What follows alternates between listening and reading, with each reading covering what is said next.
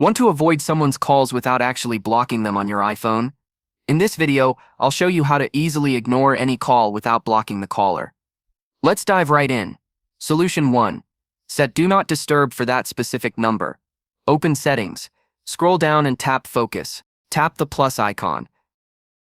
Select Custom. Name it Ignore. Tap Next. Tap Customize Focus. Under Silence Notifications. Tap People. Tap Add People. Find and select the contact you want to ignore. Tap Done. Tap Next.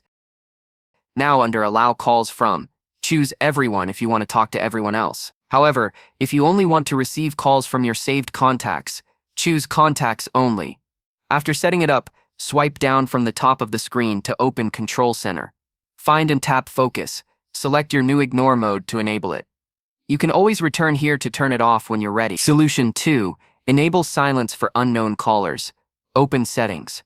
Scroll down and tap Phone. Scroll down and find Silence Unknown Callers. Turn this option on to automatically silence calls from numbers that are not in your contact. Now you know how to ignore calls without blocking a contact on your iPhone. If you have any questions, feel free to drop them in the comments below. Thanks for watching.